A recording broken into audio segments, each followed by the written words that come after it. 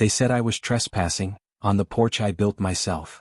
They knocked on my door to tell me I was trespassing. On the porch my grandfather built in 1954. With lumber he milled himself. While holding me in a sling on his chest. Yeah, that porch. The sun was just cracking over the lake when it happened. I just settled into my mesquite rocking chair, steam rising off my coffee, and the smell of creosote hanging in the morning air like a blessing.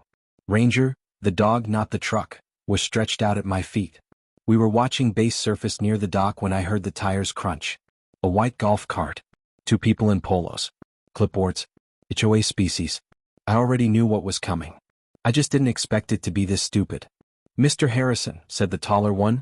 Name tag said Linda Sorrells, HOA president. We're here on behalf of Vista Shorelines to inform you that this structure and surrounding grounds are encroaching on private lakefront property. I took a sip of coffee. She kept going. According to our surveyor, your cabin rests on a parcel designated for future HOA amenities. We're issuing a formal cease and desist. This includes your dock, your trail access, and any unpermitted structures, such as this porch. I looked down at the planks under my boots, then back at her. You're saying I'm trespassing? I asked slow.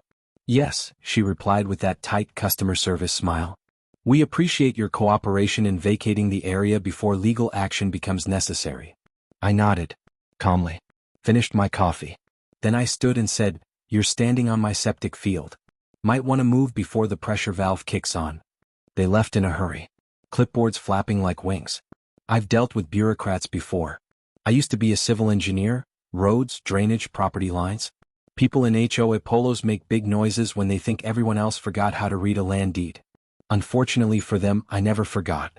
They'd fenced off the access road later that week. Dug holes for a keypad gate at the trailhead, the same trail my grandfather used to drive cattle through, the same path I still used to haul firewood from the far side of the ridge. Now it was Vista Shoreline's private scenic route. Trespassers would be reported. The kicker? They'd bolted a lock through the trailhead tree. A tree that stood on my land. But what really got me wasn't the gate. It wasn't the letter. It wasn't even the smug way Linda handed me that envelope like she was doing charity work. It was the parcel number. I caught it in the fine print of the cease and desist. Lot 12A13C. But I knew that number. And it wasn't this land. I climbed into the attic that night. Dug through mothballs, dust, and decades of forgotten family layers. Found it in a metal file box with a rusted latch. Land, Harrison Estate. Inside was everything. The original land grant. The 1972 resurvey my father ordered. And one yellowed sheet labeled Shoreline Subdivision, Exceptions and Retained Parcels. There it was. Parcel 12A, Boat Dock and Access Point. Recorded, 1975, under Harrison Family Trust. Owner, Charles Chuck Harrison, grandfather. Updated to, Colt Harrison, 2011. They hadn't just messed up. They'd built their entire community's pride and joy, dock, shore trail, HOA launch ramp, on land they never actually owned. I pulled out a red Sharpie, circled the dock lot, and grinned like a raccoon who just found a cooler full of brisket. I also found something else. An old iron survey stake wrapped in a burlap flag, tucked beneath the documents. My grandfather's initials were still faintly visible in faded black paint. CH, 1954. I didn't sleep that night. I sat out on the porch with Ranger, whiskey in hand, and watched the lake shimmer under the moonlight. They wanted me gone? I wasn't going anywhere. Not when the map says they're the ones squatting. The next morning I drove into town. Made 3 certified copies of the land deed. One for the county. One for my lawyer. And one for the day I walk into the next HOA meeting. And tell them exactly how much it costs to lease a dock from me. They tried to kick me off the lake. Too bad I owned the shoreline they were standing on. A week after they handed me the cease and desist, Vista Shorelines moved fast. New signage went up. Glossy, corporate-grade signs with HOA branding, gold leaf fonts, and QR codes like they were managing a Marriott, not a muddy lake. Private property. No trespassing. Cabin under review for code violations. The last one made me chuckle. My cabin's older than their HOA president. It was grandfathered into everything except the Wi-Fi, and even that I rigged through a signal booster in a birdhouse. But this wasn't just about signs anymore. They were tightening the noose. They locked the trail gate. Posted fake citations on my dock. Started clearing brush along my driveway like they were planning a full parade through it. That's when I knew it was time to make a call I hadn't made in 25 years. Mary Beth, County Records Clerk. Former prom date. Expert at finding things people wished would stay buried. She answered on the third ring. Colt Harrison. Last I heard, you fell off the map. I did, I said. Unfortunately, the map's trying to erase me back. That got her attention. I explained the mess.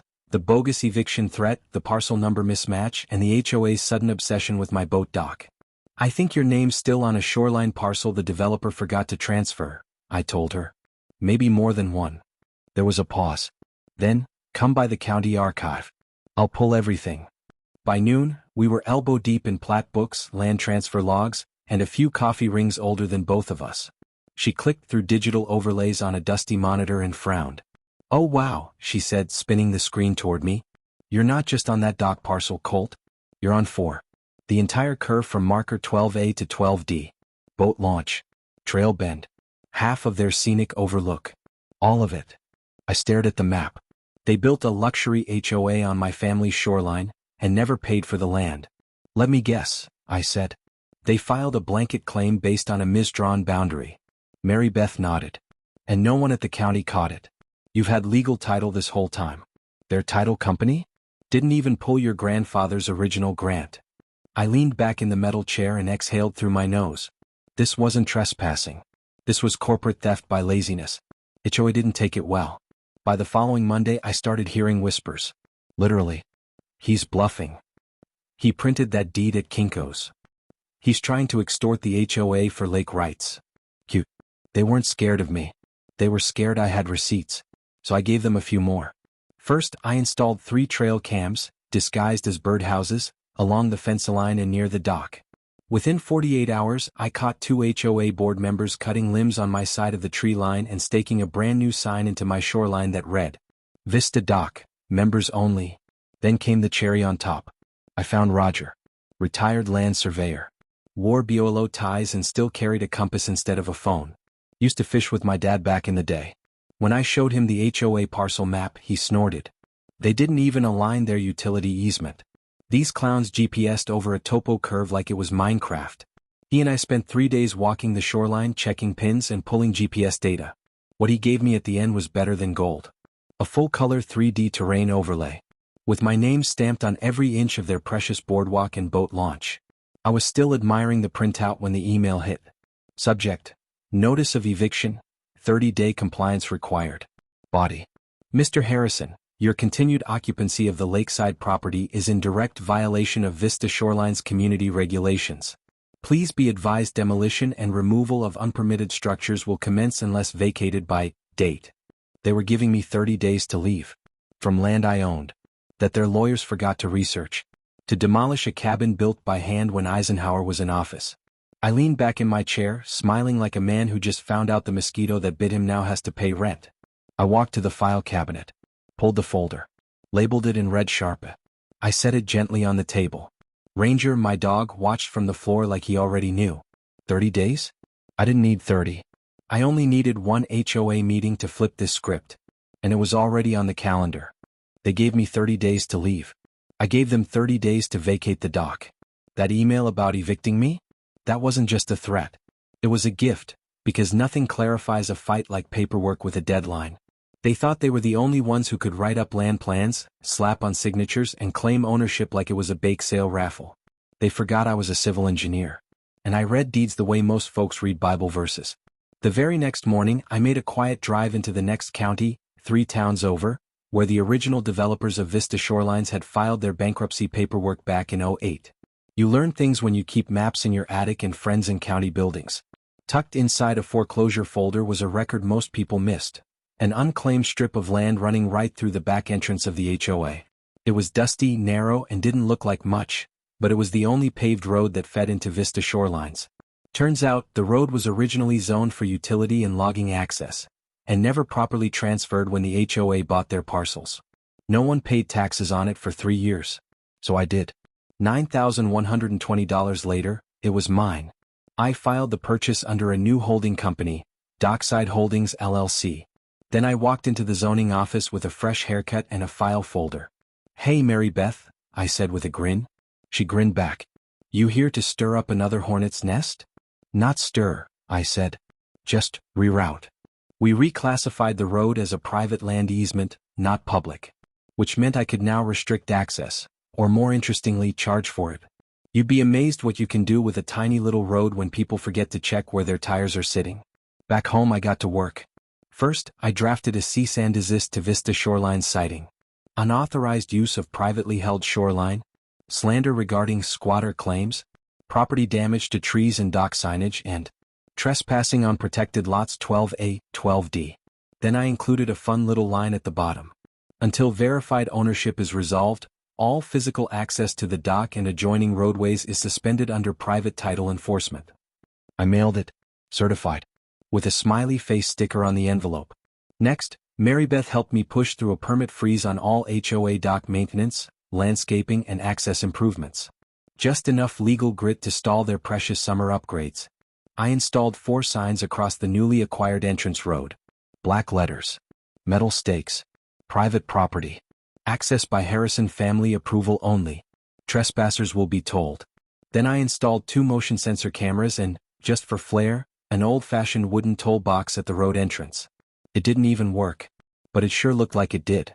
Within 2 days, the Vista Shoreline's Facebook group was on fire. Why is there a sign at the entrance that says it's owned by someone named Harrison? Is this the same Harrison the HOA's been fighting with? Wait, didn't he get an eviction notice last week? Screenshots attached. Look at this 1970s plat map I found in the town archive site. It spread like mesquite in a burn ban. That Sunday, HOA board members met at the community center. Residents were already murmuring. Why did their HOA dues pay for a dock that wasn't even legally theirs? Why did they build a launch ramp on land they never owned? Why was Linda threatening eviction when the guy she was evicting now controlled their only access road? The buzz was sweet. But I had one more drop of honey to add. Emergency meeting. Monday night. I wore my good boots. I walked into the HOA meeting holding a cardboard tube under one arm. Some folks turned. Some whispered. A few stepped aside like I carried a loaded weapon. I stopped in front of the projector screen. Looked at Linda. You planning to vote on dock repairs tonight? She stared tight-lipped. This is a closed meeting, Mr. Harrison. Perfect, I said, unrolling the map and setting it down on the table. Because this map isn't open to interpretation. I laid out the 3D survey overlay. County sealed. Property line in red. My name on 4 shoreline parcels. I tapped the dock with my finger. This here? You've been hosting HOA picnics on it. You charge new buyers a lake access fee for it. You even filed an insurance rider on it. Then I smiled. But turns out you never owned it. Silence. You've been paying maintenance fees on my dock. I didn't need to raise my voice.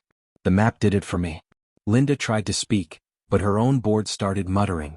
One man asked, "Wait, is this why we got that toll notice on the entrance road?" I answered for her. That road? That's mine now too. Then I picked up the map, tucked it under my arm and walked out. Didn't even slam the door. They filed for my eviction. I filed for a boat launch fee increase. With interest. Funny how fast things flip when someone reads the fine print.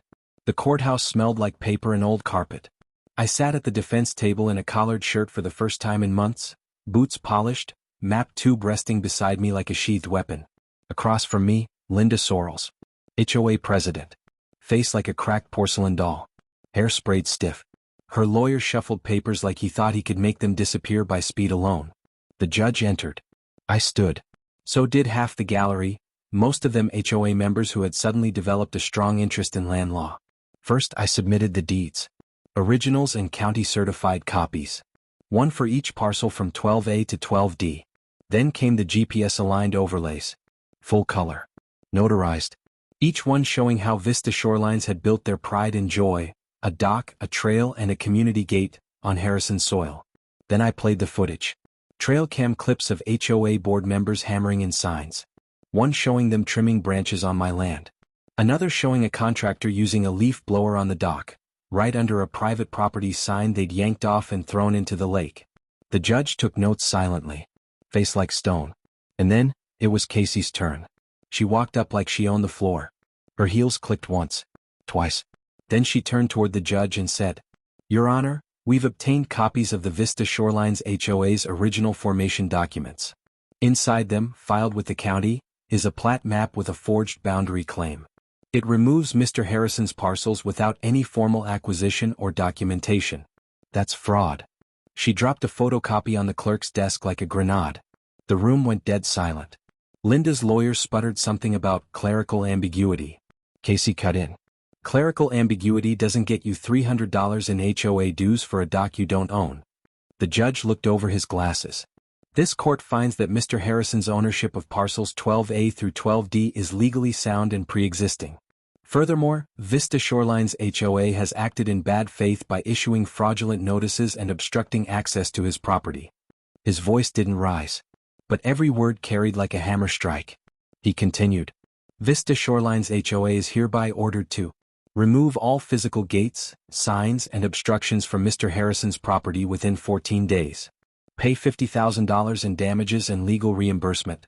Cease all claims of control over the dock, trail, and shoreline access connected to the disputed lots. Linda didn't speak. She couldn't. 2 days later, she resigned. No speech. No apology. Just a folded resignation letter and a white box carried out of the HOA office like a flag of surrender. By the weekend, HOA signs were being pulled down by the very hands that once hammered them in. Residents were posting screenshots from the court transcript with captions like, "Turns out we've been kayaking on his dock the whole time." Some neighbors waved when they saw me. Some avoided eye contact. I didn't mind either way. I wasn't interested in revenge. I was interested in peace. But I did believe in reminders. I took a chunk of that $50,000 and did something better than building fences. I built a new community pier. Not for HOA use. For everyone else. Kids from town came by to fish. Elderly couples brought lawn chairs. I started an annual lakefront cleanup day, open to anyone with a rake and respect. I even launched a kids fishing program with basic tackle boxes and safety training. First one to catch a bass over 2 pounds gets their name on the new dock sign. That sign? Hand-carved from cedar. Bolted into the lake bed with steel brackets. It reads, "Welcome to Harrison Landing. Be kind or be quiet." They thought I was just some guy in a cabin. Turns out, I was the guy who owned the lake they were fighting over. They built gates, filed lawsuits, and tried to erase a legacy, but he didn't raise his voice. He raised the original deed. If you believe quiet truth beats loud power, this story was for you. Speech balloon: what would you have done if someone tried to evict you from land your family built by hand? Backhand index pointing down. Drop your answer in the comments. Bell, and if you love justice served slow and smart, hit subscribe. The next takedown's already loading.